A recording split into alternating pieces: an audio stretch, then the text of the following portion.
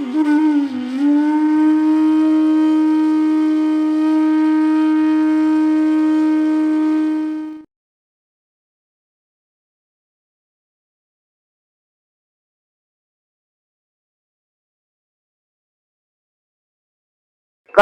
સાધન પણ કૃષ્ણ છે એમ સાબિત થાય. એ પ્રમાણે 11-11.5 શ્લોકમાંથી રહસ્ય એ નીકળે છે, દેશ, કાલ, દ્રવ્ય, કર્તા, મંત્ર અને કરવણ એ 6 સાધનો દોષવાળા થઈ ગયા છે. આ શેનું અહીંયા કહેવામાં આવ્યું છે? કૃષ્ણાશ્રય. સર્વ માર્ગેષુ નષ્ટેષુ કલૌ ચ ખલ ધર્મણી પાષાણ પ્રચુરે લોકે કૃષ્ણ દેશ બધું અંદર આવે છે. લાભ પૂજાર્થી અત્નેષુ નાના વાદ વિનષ્ટેષુ મંત્રેસ્વ વ્રત યોગીસુ દેશ, મંત્ર, કાળ આ બધું દોષ વાળું થઈ ગયું છે. તો હવે શું કરશો? તારા ઘરે તારા માથે બિરાજતા તારા ઠાકોરજીના શરણે જા. પરંતુ ભક્તિ માર્ગ નિર્દોષ પ્રભુનો નિર્દોષ માર્ગ હોવાથી એ માર્ગનો આશ્રય કરતા એ 6 સાધન રૂપ કૃષ્ણ જ છે એવો દ્રઢ નિશ્ચય થતા જ સર્વ દોષો નિવૃત્ત થઈ જાય છે. આપણા ઠાકોરજીની સેવામાં આપણે ઘણા દોષ કરતા હશું, પણ ઠાકોરજી એ દોષ સામું જોતા નથી. એનું પ્રમાણ ક્યાં આપે? બીજે દિવસે સેવામાં બોલાવે એટલે આગલા દિવસના દોષ નિવૃત્ત થઈ જાય. આપણે ભાગવતનો પ્રચાર એનો શરૂઆત કરી. હવે આગળ આ ભાગવત સંહિતાનો પ્રચાર બીજા કોઈથી થઈ શકશે નહીં એમ માની પોતાની સમાન પોતાના પુત્રને ભણાવી. વ્યાસજીએ જોયું કે બીજા કોઈ આનો પ્રચાર કરી શકશે નહીં, એટલે કોને ભણાવી આ ભાગવત સંહિતા? સુખદેવજી પોતાના પુત્રને. વળી વ્યાસજી મુનિ હોવાથી મનન કરી જાણ્યું કે સદોષ વ્યક્તિને આ ભણાવવામાં આવશે તો એનો પ્રચાર થશે નહીં. આ નિર્દોષ હતા. સુખદેવજી કોઈ વસ્ત્ર ધારણ નહોતા કરતા. એને તો જન્મ થતા દોયડા ક્યાંક મારે દુનિયાનો મને સંસર્ગ ન થઈ જાય, પરાણે રોયકા. એનું પ્રમાણ છે ભાગવતજીમાં કે એ દોયડા તો નદી આવતી હતી, સ્ત્રીઓ નાતી હતી, તો બધી કપડા વિનાની હતી તો એ નાતી જ રહી. અને પાછળ વ્યાસજી આવ્યા તો કપડા પહેરવા માંડી, શરમ આવી. તો વ્યાસજીને ખોટું લાગ્યું. એ કે મારો દીકરો 16 વર્ષનો યુવાન, એની તમને શરમ ન આવી અને આ બુઢાની આવી? એ કે તમને દેહનું ભાન છે, એને દેહનું ભાન નથી, એ એનામાં મસ્ત છે. તો આવા જ મુનિ હોય ને એ ભાગવતનો પ્રચાર કરી શકે. અત્યારે આ બધા પ્રચાર થાય છે, આપણે કઈ બોલાય નહીં. માટે એમણે મુક્ત જીવ, જુઓ, મુક્ત જીવ સુખદેવજીને ભણાવી મુક્ત પણ લીલાથી ઈશ્વરની જેમ લોકોનું અનુસરણ કરીને લોકોને અનુસરનાર હશે તો તેનાથી પણ ભાગવતનો પ્રચાર નહીં થાય. એવી શંકાના નિરાકરણ માટે કહે છે નિવૃત્તિ નિરત્તમ.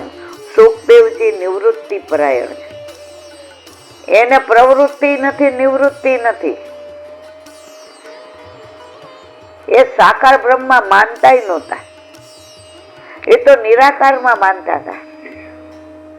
પણ ઓલા શિષ્યોએ જઈને ઓલો શ્લોક સંભળાવ્યો ને, અહો બકી બરહા પીડવમ નટવર વપુ, એમ ઠાકોરજી આવા હજી આગળ કે એ કે આગળ સાંભળવું હોય તો હાલો વ્યાસજી પાસે, અને પાછા લઈ આવ્યા.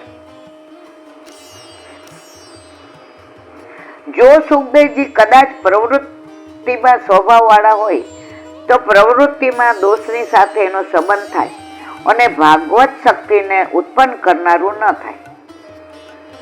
આને કોઈ પ્રવૃત્તિ, તમે કઈ પ્રવૃત્તિ કરો ને તો તમને કઈ ખોટા વિચાર આવે, દોષ પડે, પણ તમે કઈ કરો જ નહીં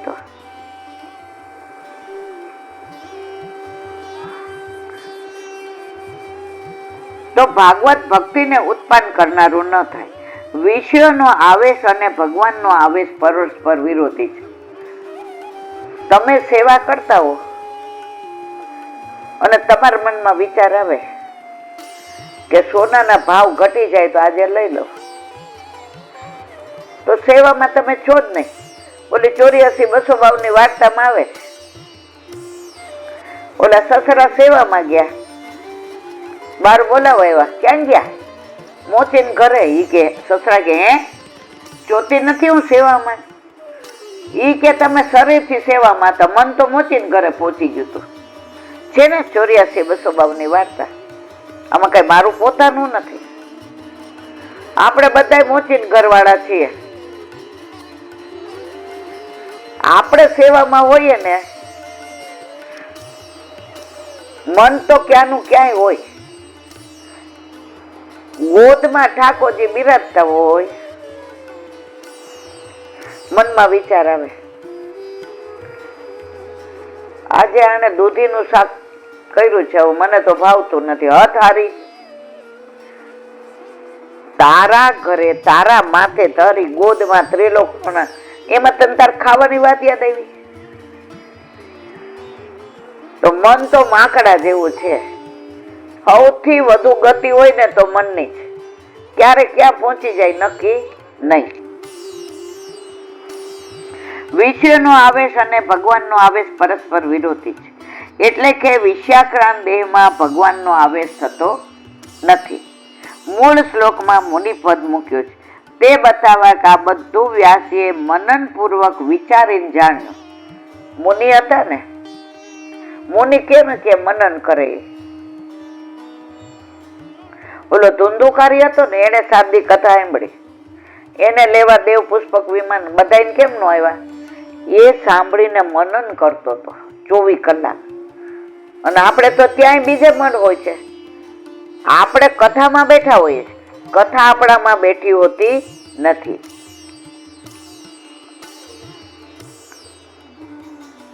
ઉપરથી માની લીધું નથી. મુનિ મનન કરીને બધી અર્થાર્થ વસ્તુ જાણી શકે. વિષયાકાંત જીવ ભાગવતનો અધિકારી નથી. માટે નિવૃત્તિ પરાયણ સુખદેવજીને ભાગવતજીના પ્રચારમાં જોડ્યા. અહીં સૌનક શંકા થાય કે સુખદેવજી તો નિવૃત્તિ પરાયણ, એ તો પ્રવૃત્તિ નથી કરતા, નિવૃત્તિ નથી કરતા, એટલે કે તેઓ તો જ્ઞાન માટે પરમહંસ બન્યા. હંસ પરમહંસ કેમ કહેવાય? રામકૃષ્ણ પરમહંસ, સુખદેવજી પરમહંસ કેમ? આખી દુનિયામાં વિશ્વમાં એક હંસ એવું પક્ષી છે જે દૂધ અને પાણી ભેગું થઈ ગયું હોય ને તો એ જુદું કરી શકે, કોઈ ના કરી શકે. તો જે આવા ભક્તો હોય ને એને પરમહંસ કહેવાય. એ સંસારને ને શ્યામને જુદા રાખી શકે, આપણે રાખી શકીએ નહીં. એમની ભાગવતમાં પ્રીતિ નથી અને જ્ઞાન માર્ગ તો બધી પ્રવૃત્તિ બાધક થાય છે. એમના માટે જેમ લૌકિક પ્રવૃત્તિ પણ ત્યાજ્ય છે. એટલે વ્યાસજી શ્રીમદ ભાગવતજીના પ્રચારના કાર્યક્રમને એમને લગાડ્યા. પણ સુખદેવજી પોતાના નિવૃત્ત ધર્મની વિરુદ્ધ કાર્ય કરવા કેમ પ્રવૃત્ત થયા? તો સૌનક ઋષિ પ્રશ્ન કરે. હવે પ્રવૃત્તિ નથી કરતા, નિવૃત્તિ. તો આ ભાગવતનો પ્રચાર એ તો પ્રવૃત્તિ છે, તો કેમ જોડ્યા? હવે એનું વિવરણ કાલે.